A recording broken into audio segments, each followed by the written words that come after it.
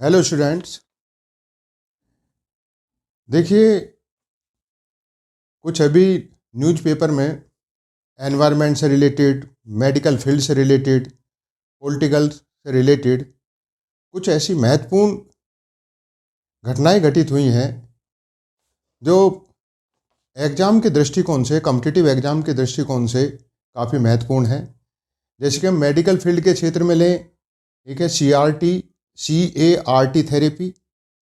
Environment के मामले में लें कि भारत 63 देशों की रैंकिंग में भारत 7वें स्थान पर आ गया है। अपने पर्यावरण जो जो पर्यावरण सुधार के लिए जो तरीके अपनाए गए हैं, नीतियां अपनाई गई हैं, उन पॉलिसी में भारत इतना सक्सेस हुआ है कि वो 7वीं पोजीशन पर आ गया है, जबकि चीन पीछे खिसक गया है। और अभी एक पॉलिटिकल मामला हुआ है, महुआ मित्रा, जिन्हें एथिक्स कमेटी ने अब सिफारिश की है सदन से निष्कासित करने की, और उन्हें निष्कासित कर दिया गया है। इनमें भी सबसे महत्वपूर्ण जो मेडिकल फील्ड की मुझे एक खबर लगी वो है CAR-T थेरेपी। CAR-T थेरेपी में एक ऐसा तरीका हमारे शोधकर्ताओं ने अपनाया, हमारे रिसर्चर्स ने अपनाया है कि जिससे कि ब्लड कैंसर के मरीज पूरी तरह ठीक हो सकते हैं। क्लिनिकल ट्रायल में ये लगभग 80% से ज़्यादा इसका रिकवरी रेट है, सफलता का जो दर है वो 80% से भी अधिक है। CAR-T therapy chimeric antigen receptor T cell therapy कहलाती है। अब ये थेरेपी ब्लड कैंसर को ख़त्म करने के लिए ये हमारे अस्पतालों में पहुंच गई है। इस पर भी clinical trial Bombay cancer hospital में किया गया था, जो काफ़ी सफल रहा। अब मैक्स हॉस्पिटल ने उत्तर प्रदेश, हरियाणा, मतलब खासकर नॉर्थ इंडिया के मैक्स हॉस्पिटलों ने इसको जो है अपने अपने यहाँ इसको ट्रायल के तौर पर, क्या ट्रायल तो सफल हो गया, परंतु अपने यहाँ मरीजों के इलाज के लिए इसको अपनाना भी प्रारंभ कर दिया है। और टारगेट ये है कि अगले 1 साल के अंदर लगभग 1000 ब्लड कैंसर से पीड़ित पेशेंट्स का इलाज किया जाएगा। और आशा भी है कि जैसे 80% से ज़्यादा रिकवरी रेट रहा है सफलता का, कि जो 1000 पेशेंट्स पर अपनाया जाएगा, भगवान से आशा है कि वो 1000 पेशेंट्स भी सफल हों। हमारे जो रिसर्चर्स की मेहनत है, शोधकर्ताओं की मेहनत है, वो सफल हो, देश का नाम ऊंचा हो। ये एक इंडिजीनियस टेक्निक है, स्वदेशी तकनीक पर है। हालांकि 2018 में इस पर जो इस थेरेपी की रिसर्च अमेरिका में भी हुई थी, जिसमें जर्मन के रिसर्चर भी सहयोग कर रहे थे, वो सफल थे, परंतु वहाँ के देश ने, अमेरिका ने, USA ने और जर्मनी ने इसको रोक लगा दी थी। परंतु भारत में ये कोशिश बिल्कुल सेपरेटली, फ्रीली जारी रही। देखिए, CAR-T थेरेपी, जैसे मैंने अभी आपको बता रहा था, काइमेरिक एंटीजन रिसेप्टर थेरेपी है। ये टी सेल पर आधारित है। टी सेल क्या है? देखिए, टी सेल और टी लिम्फोसाइट एक तरह की हमारी वाइट ब्लड सेल्स हैं। वाइट ब्लड सेल के तरह ये हमारी इम्यून सिस्टम का एक बड़ा महत्वपूर्ण पार्ट है। देखिए, टी सेल्स बनती कहाँ हैं? टी सेल्स बनती हैं बोन मैरो में, अस्थि मज्जा में। बोन मैरो के बाद ये जाती हैं थाइमस ग्लैंड में। थाइमस ग्लैंड यहाँ होती है। थाइमस ग्लैंड में जाके मैच्योर होती है। मतलब एक और भी सेल हैं, बी सेल। बी सेल भी बोन मैरो में बनती हैं, परंतु उनकी मैच्योरिटी बी उसमें, मतलब कि बोन मैरो के अंदर ही होती है। परंतु टी सेल बोन मैरो में बनती हैं, परंतु थाइमस ग्लैंड में जाके वो मैच्योर होती हैं। टी सेल और बी सेल में ये डिफरेंस है कि टी सेल जो हैं, जो पैथोजेंस होते हैं या कैंसर सेल होती हैं, उनको पकड़कर मार देती है। टी सेल्स के वैसे 2 पार्ट होते हैं।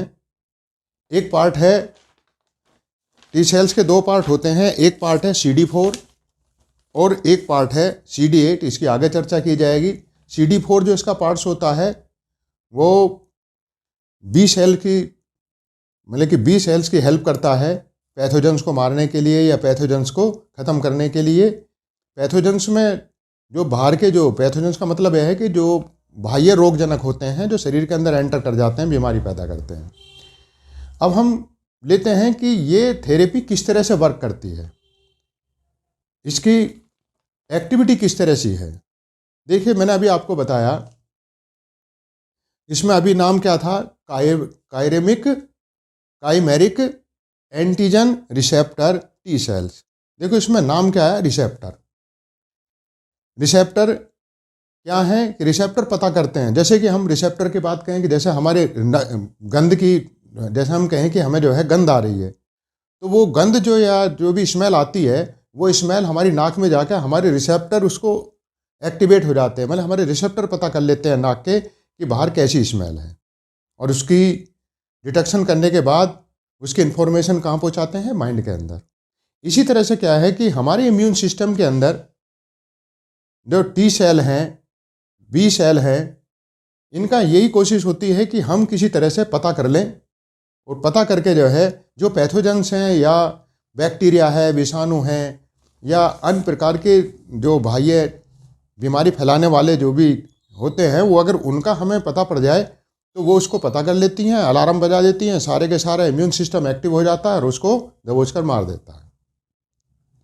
परंतु कैंसर सेल की एक बड़ी बात यह है कि कैंसर सेल के अंदर बचने की बड़ी कोशिश, वो हमारे इम्यून सिस्टम को धोखा दे देती है, और धोखा देने के कारण जो है वो जो हमारे इम्यून सिस्टम को धोखा, तो हमारे शरीर के अंदर उसके फिर जो है वो कैंसर सेल अनगिनत रूप से लगातार बढ़ती चली जाती हैं, क्योंकि हमारे शरीर की एक ये बड़ी एफिशिएंसी है कि जितनी सेल्स टूटती हैं कंट्रोल वे में उतनी ही वो पैदा होती हैं उस अनुसार।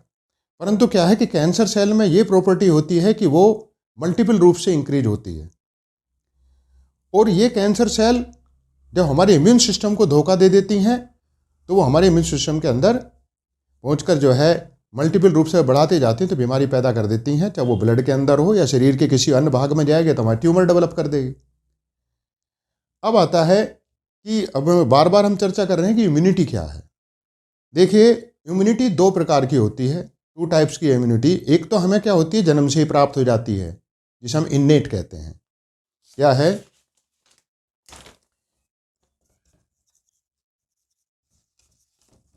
इम्यूनिटी एक तो है इन्नेट, मतलब जो हमें जन्म से मिल जाती है।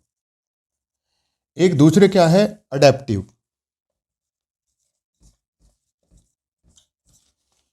यह अडेप्टिव है, मतलब जिसे हम अपने लाइफ में आगे आगे प्राप्त, जैसे जैसे हम अपना जीवन जीते हैं वो इम्यूनिटी हमें अडेप्ट होती जाती है।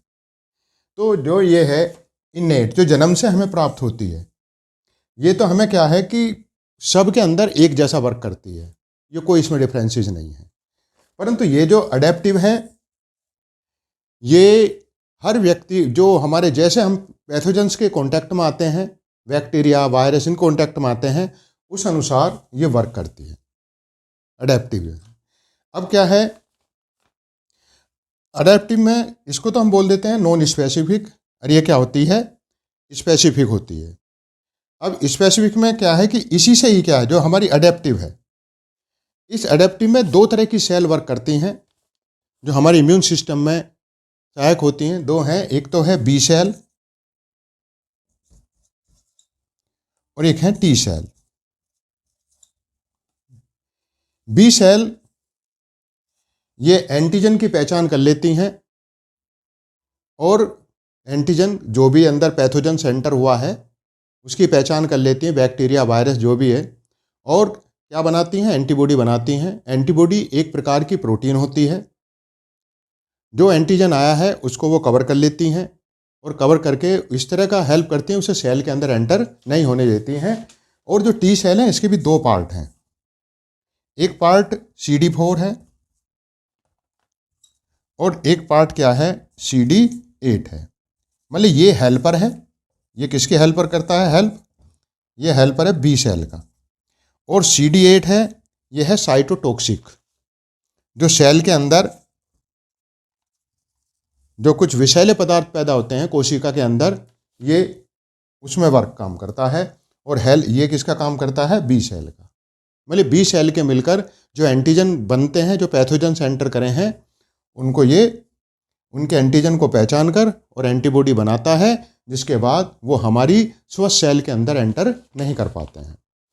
अब हमें यहाँ से ही चलना है सीधे। देखिए, मैंने अभी बताया था कि ब्लड कैंसर छोड़िए, कैंसर सेल जो होती हैं वो हमारे इम्यून सिस्टम को धोखा देने की क्षमता रखती हैं, और वो हमारे इम्यून सिस्टम को धोखा देकर हमारे शरीर के अंदर एंटर कर जाती हैं और फिर मल्टीप्लाई में बढ़ती हैं। अब इस जो टेक्निक, अब यहाँ से ही ये टेक्निक चली है, ये है CAR-T, कायरेमिक एंटीजन रिसेप्टर टी सेल।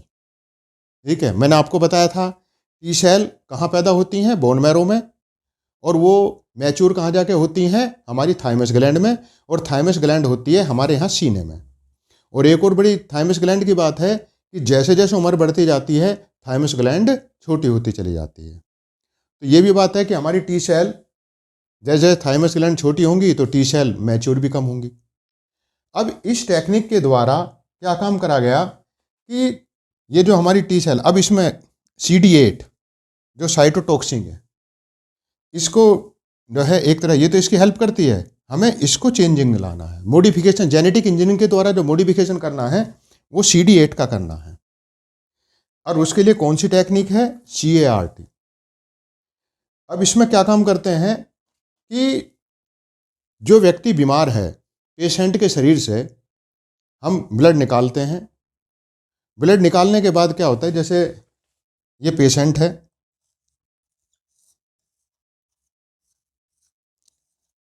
इस पेशेंट के शरीर से हम ब्लड लेंगे और ब्लड से क्या सेपरेट करते चले जाएंगे, T cell. T cell separate करते जाएंगे, वो ब्लड वापस जो है पेशेंट के शरीर में भेजते रहेंगे, टी सेल सेपरेट कर लेंगे। हालांकि सभी नहीं, सभी करना तो बड़ा कड़ा काम है, हम टी सेल सेपरेट कर लेंगे। अब टी सेल जो हमें प्राप्त हुई वो ऐसी हैं, ये टी सेल है। अब टी सेल को हमें जेनेटिकली मॉडिफाइड करना है, मतलब जेनेटिक इंजीनियरिंग के द्वारा इसे मॉडिफाइड करना है, अर्थात हमें इसके पास ऐसे हथियार देने हैं ताकि हम इसे उन हथियारों से, मतलब कुछ ऐसी चीज़ें करनी है, ऐसा कैमरा देना है, ऐसी चीज़ें देनी है ताकि वो कैंसर सेल को डिटेक्ट कर ले। मैंने अभी बताया कैंसर सेल हमारे इम्यून सिस्टम को धोखा दे जाती हैं तो कैंसर हो जाता है, और किसी भी एज में कैंसर सेल एंटर कर गई और हमारे इम्यून सिस्टम को धोखा दे गई तो निश्चित बात है कि कैंसर किसी भी समय हो जाएगा, किसी भी एज में हो जाएगा। अब यहाँ पे क्या हुआ कि ये इस पर हमें जेनेटिक इंजीनियरिंग के द्वारा इसमें क्या पैदा करना है, रिसेप्टर। तो ये जो इस पर रिसेप्टर लगाना है, मतलब कि हमें रिसेप्टर लगाना है इसके ऊपर, इस तरह से बनाना है, और ये हो गया रिसेप्टर।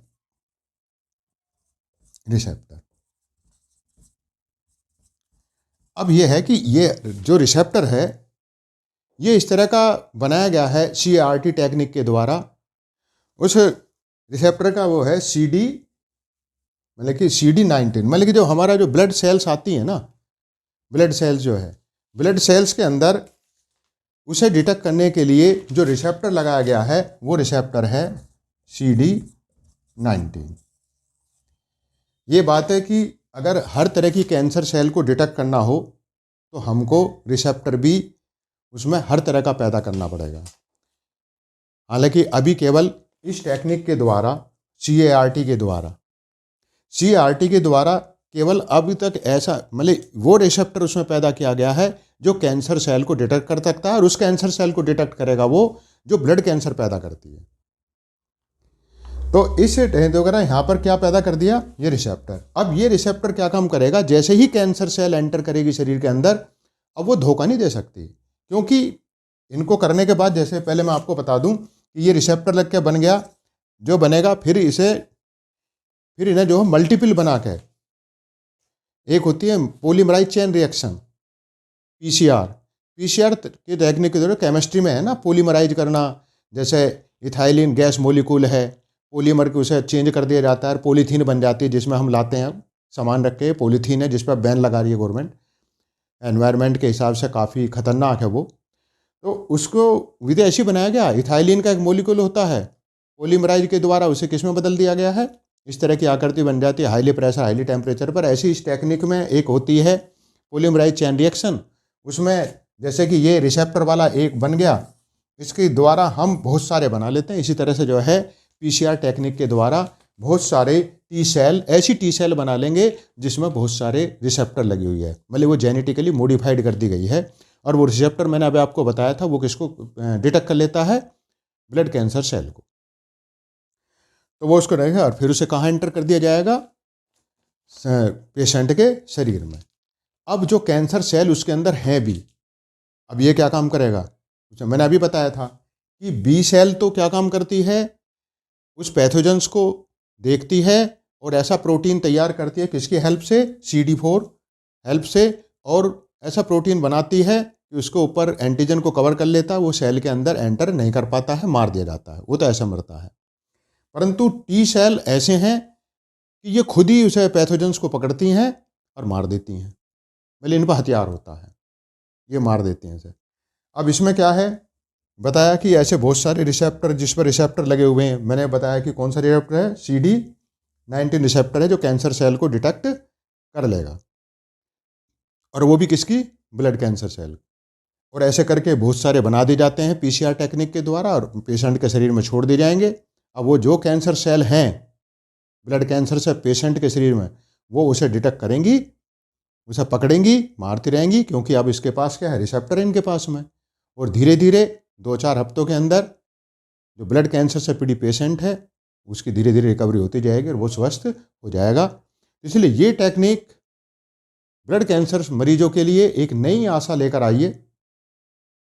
इसके अभी क्लिनिकल ट्रायल में सफल रही है, मैंने पहले बता चुका हूँ आपको जो है। और ये आशा है कि अभी थोड़ी महंगी पड़ेगी ये, लगभग इसका खर्चा आता है 35 से 40 लाख के करीब, पर आशा है कि धीरे धीरे ये टेक्निक सस्ती हो जाएगी जब अमूमन सभी हॉस्पिटल के अंदर ये एंटर मेरे सभी अपनाई जाने लगेगी।